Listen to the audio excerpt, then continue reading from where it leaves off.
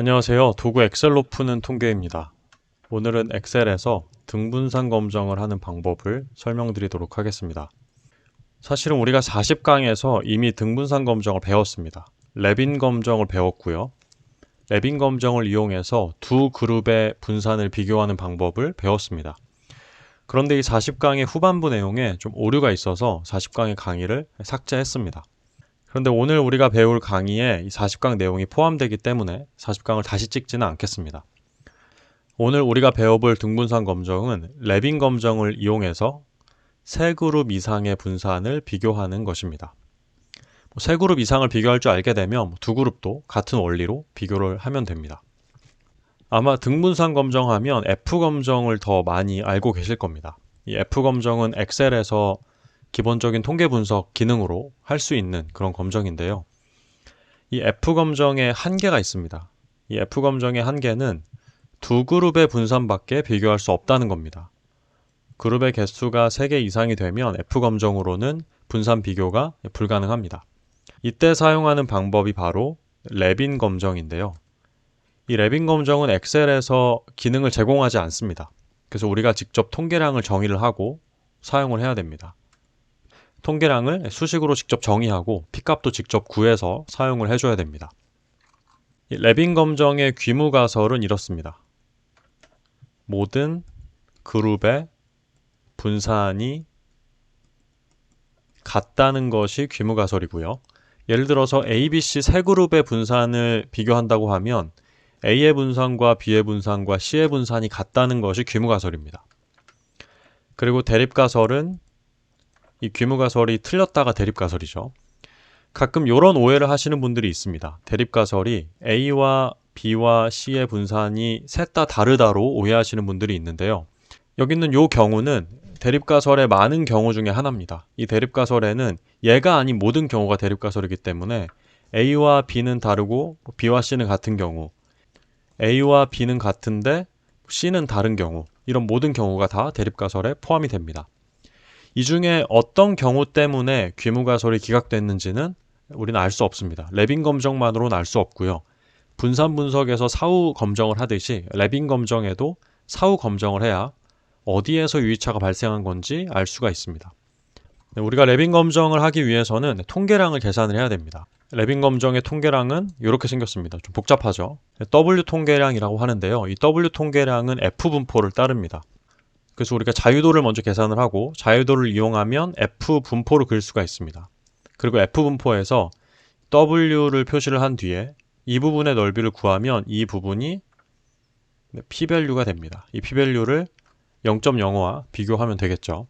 그래서 가장 중요한 것은 이 W 값을 구하는 것인데요. 여기 보시면 항들이 되게 복잡한데 이 N1, N2, Nk는 K번째 그룹의 크기입니다. N1은 첫 번째 그룹의 크기, N2는 두 번째 그룹의 크기고요.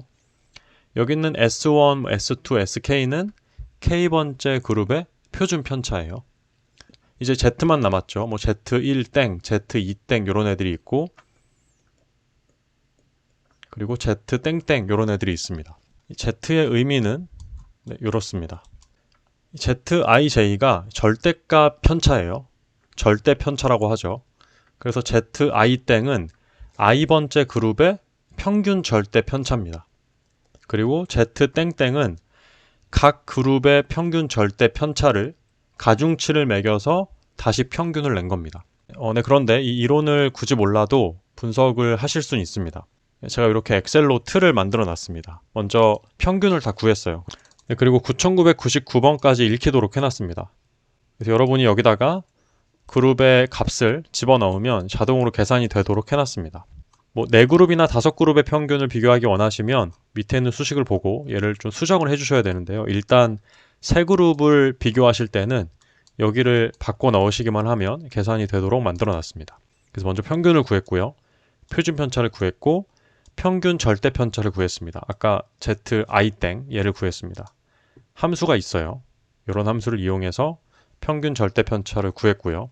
그리고 표본의 크기를 구했습니다. N1, N2, N3가 표본의 크기죠.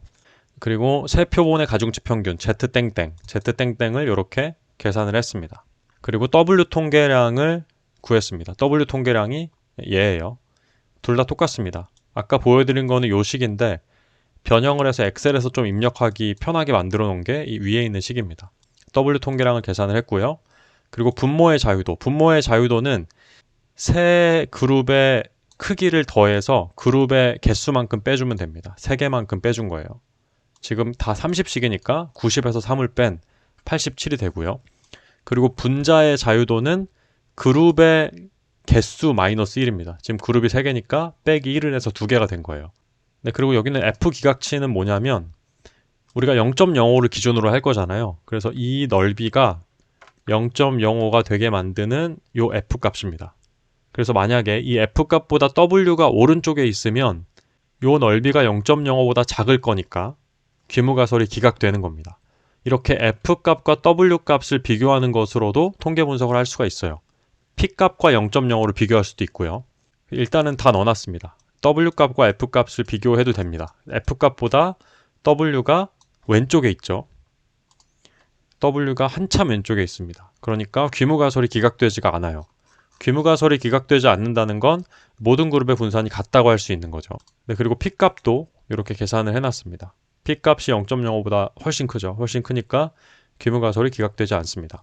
그리고 제가 혹시 엑셀에서 계산을 실수했을까봐 R로도 계산을 해봤습니다. 똑같은 데이터를 가지고. 그랬더니 테스트 스태티스틱스가 W 통계량이에요. 0.205 나오죠. W 통계량 0.205 똑같습니다. 그리고 P값도 계산해봤는데 0.8149 0.8149에서 반올림하면 815 되죠. 그래서 이 결과가 맞다는 것을 R로도 한 번 더 검증을 했습니다. 네, 오늘은 이렇게 엑셀에서 3그룹 이상의 분산을 비교할 수 있는 레빈 검정에 대해서 공부해봤습니다. 오늘의 영상은 여기서 마치겠습니다.